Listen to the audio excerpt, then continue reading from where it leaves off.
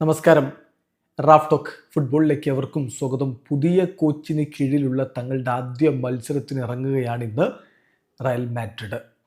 ഇന്ന് രാത്രി ഇന്ത്യൻ സമയം 1:30 കൊപ്പ ഡെൽറയുടെ റൗണ്ട് ഓഫ് 16 മത്സരത്തിൽ അൽബാസെറ്റയ്ക്കെതിരെ റയൽ മാഡ്രിഡ് ഇറങ്ങുമ്പോൾ ആൽവരോ ആർബിലോയുടെ സീനിയർ ടീം കോച്ച് എന്ന നിലയിലുള്ള ആദ്യ മത്സരമാണത്.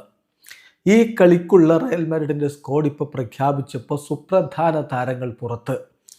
റോഡ്രിഗോ, എംബാപ്പെ, ഇങ്ങനെ പ്രമുഖ താരങ്ങളടക്കം 11 പേര് പുറത്താണ്. പരിക്കിൻ്റെ പ്രശ്നങ്ങളും പിന്നെ ആഫ്കോൺ കളിക്കാൻ പോയ ബ്രാഹിമിൻ്റെ കാര്യവും എല്ലാം കൂടി ചേർത്താണ് ഈ 11 താരങ്ങളെന്ന് പറയുന്നത്. ആരൊക്കെയാണ് പുറത്തുള്ളത് നോക്കാം. ഒന്ന് കോർട്ടുവ പുറത്താണ്, മെൻഡി പുറത്താണ്, റൂഡിഗർ പുറത്താണ്, മെലീറ്റാവോ പരിക്കാണല്ലോ പുറത്താണ്, ട്രെൻഡ് പുറത്താണ്, കരേറസ് പുറത്താണ്, ഷൂമനിയും ബെല്ലിങ്ങാമും പുറത്താണ്, എംബാപ്പയും റോഡ്രിഗോയും പുറത്താണ്, പിന്നെ ബ്രാഹിം ആഫ്കോൺ പോയതുകൊണ്ട് അദ്ദേഹവും പുറത്താണ്. അങ്ങനെ 11 പ്രധാന താരങ്ങൾ പുറത്താണ്. അങ്ങനെയാണ് ഇപ്പോൾ സ്ക്വാഡ് പ്രഖ്യാപിച്ചിരിക്കുന്നത്. ഏതായാലും സ്ക്വാഡ് നമ്മൾ നോക്കിയാണ്. സ്ക്വാഡിലുള്ളത് ഗോൾ കീപ്പർമാരായിട്ട് Lunin, Fran Gonzalez, Sergio Mestre എന്നിവരാണ്.